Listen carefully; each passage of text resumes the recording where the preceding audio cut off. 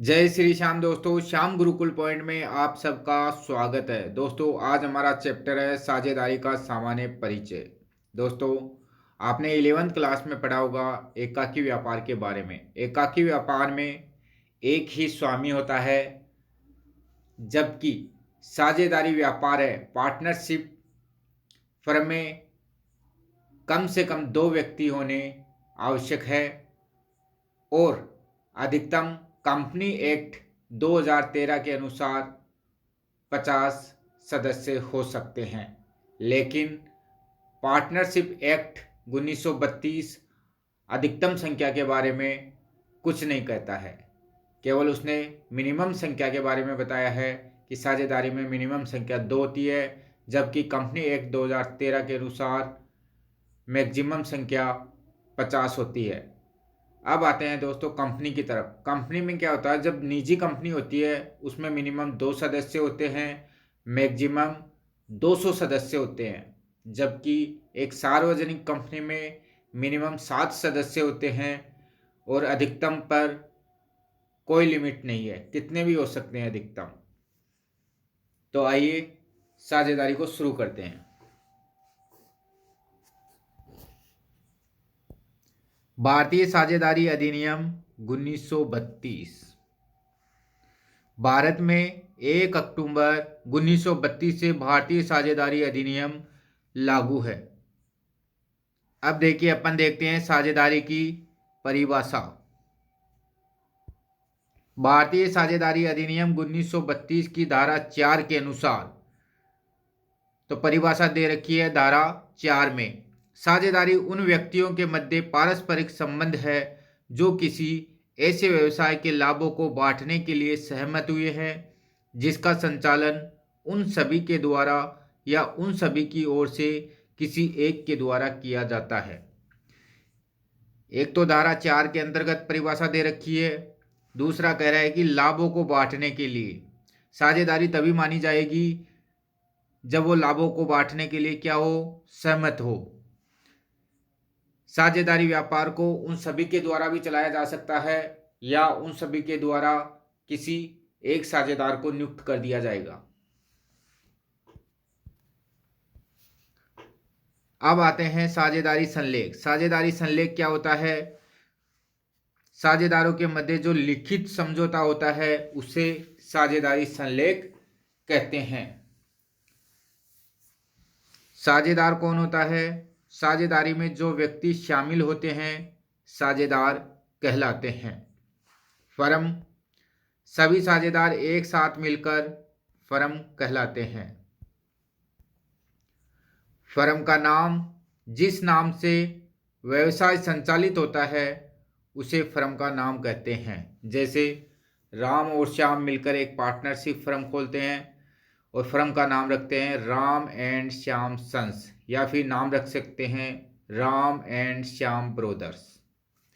अब देखिए साझेदारी की आवश्यकता क्यों हुई। साझेदारी की आवश्यकता इसलिए हुई एकाकी व्यापार की कमियों को दूर करने के लिए तथा पूंजी, कार्यकुशलता, अनुभव आदि की पूर्ति करने के लिए साझेदारी की आवश्यकता होती है। अब देखिए एकाकी व्यापार में कमी थी, उसमें एक ही स्वामी होता है, पूरी जिम्मेदारी उसी पे होती है। लेकिन जब साझेदार व्यापार होता है उसमें जिम्मेदारी बंट जाती है। एक एकाकी व्यापार में पूंजी की बहुत कमी होती है क्योंकि एक व्यक्ति के पास लिमिटेड मात्रा में धन होता है, जबकि साझेदारी में साझेदारों के पास अनलिमिटेड धन हो सकता है। कार्यकुशलता और अनुभव, यदि किसी व्यक्ति का अनुभव लेना चाहते हैं तो भी किसी को साझेदार बनाया जा सकता है। साझेदारी की विशेषताएं, 2 या 2 से अधिक व्यक्ति। साझेदारी का अनुबंध करने के लिए कम से कम 2 व्यक्तियों का होना आवश्यक है।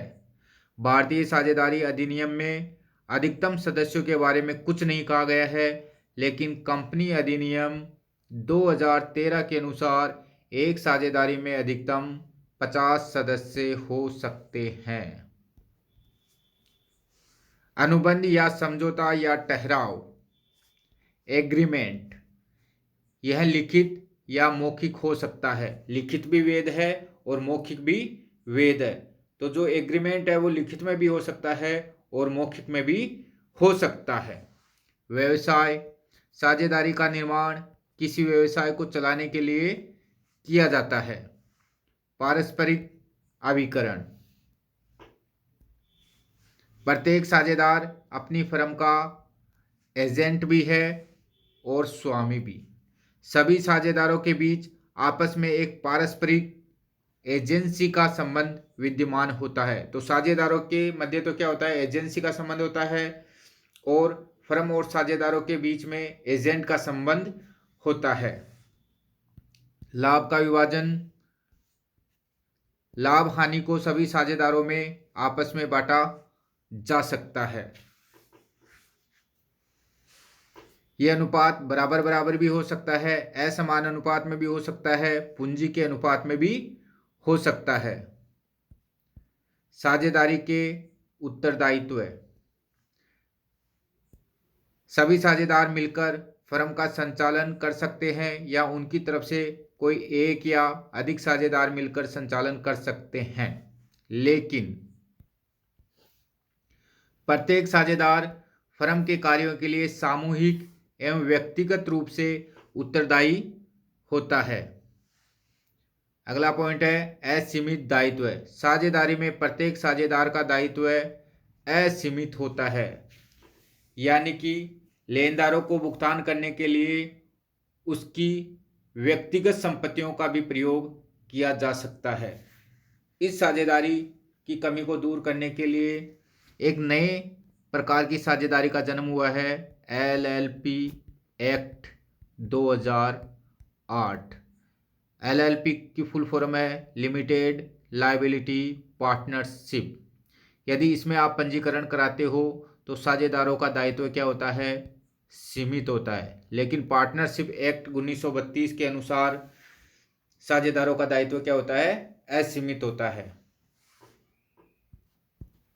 साझेदारी संलेख के अभाव में लागू होने वाले नियम, यदि साझेदार साझेदारी संलेख नहीं बनाते हैं या फिर उनमें मतभेद हो जाता है तो क्या क्या नियम लागू होते हैं वो देखते हैं अपन।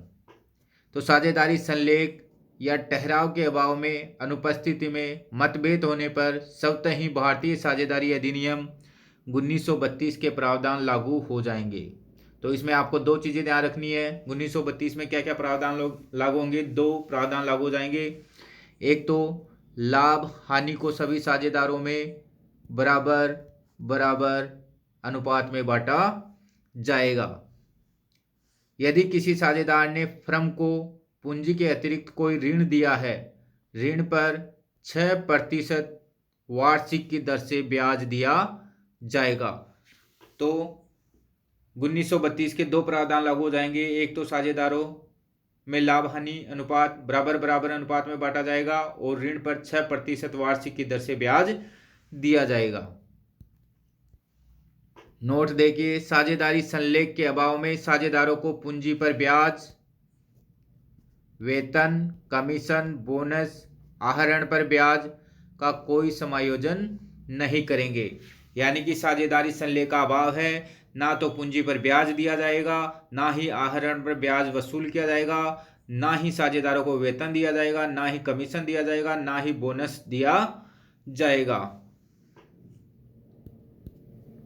नोट देखिए अगला, जब भी फर्म साझेदार के पूंजी खाते को क्रेडिट करती है तो इसका अर्थ है कि साझेदार के पूंजी खाते में वृद्धि हो रही है, और जब भी फर्म साझेदार के पूंजी खाते को डेबिट करती है तो इसका अर्थ है कि साझेदार के पूंजी खाते में कमी हो रही है।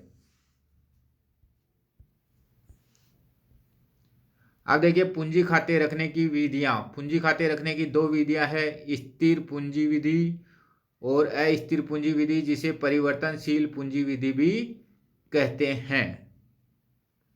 स्थिर पूंजी विधि में दो खाते रखे जाते हैं, कैपिटल अकाउंट, दूसरा है करंट अकाउंट, पूंजी खाता और चालू खाता। अब देखिए पूंजी खाते में क्या क्या मदद दिखाई जाती है। पूंजी खाते में एक तो स्थायी पूंजी दिखाई जाएगी, और अतिरिक्त पूंजी दिखाई जाएगी, आहरण दिखाया जाएगा और इसका शेष क्या होता है, क्रेडिट होता है। स्थिर पूंजी विधि में पूंजी खाते का शेष क्रेडिट होता है।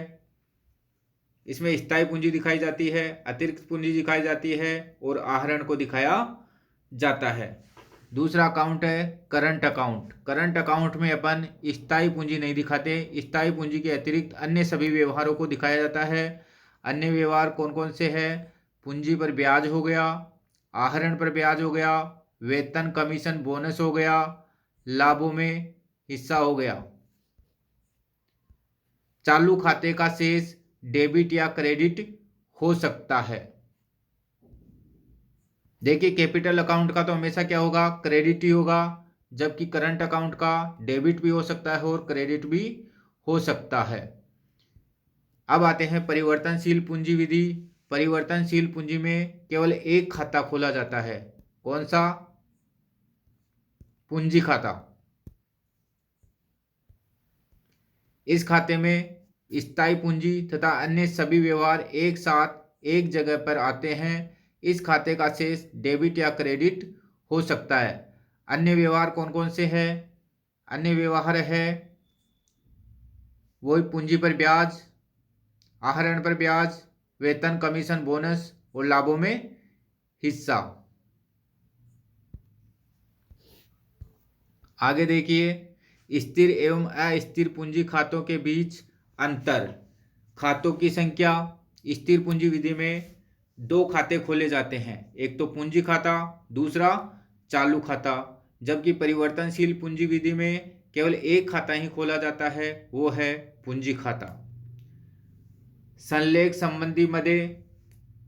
तो स्थिर पूंजी विधि में पूंजी पर ब्याज, आहरण पर ब्याज, वेतन कमीशन बोनस लाभों का विभाजन चालू खाते में किया जाता है। जबकि परिवर्तनशील पूंजी विधि में पूंजी पर ब्याज, आहरण पर ब्याज, वेतन कमीशन बोनस लाभों का विभाजन पूंजी खाते में किया जाता है। स्थिर शेष। इसमें पूंजी खाते का शेष सामान्यतः स्थिर रहता है, जबकि परिवर्तनशील पूंजी विधि में पूंजी खाते का शेष परिवर्तित होता रहता है। जमा शेष के आधार पर अंतर देखते हैं। स्थिर पूंजी विधि में पूंजी खाते का शेष क्रेडिट होता है, जबकि परिवर्तनशील पूंजी विधि में पूंजी खाते का शेष डेबिट या क्रेडिट हो सकता है। दोस्तों आज का वीडियो आपको कैसा लगा? यदि आपको हमारा वीडियो अच्छा लगा तो इसे लाइक करें, कमेंट करें, शेयर करें और हाँ, सब्सक्राइब करना ना भूलें।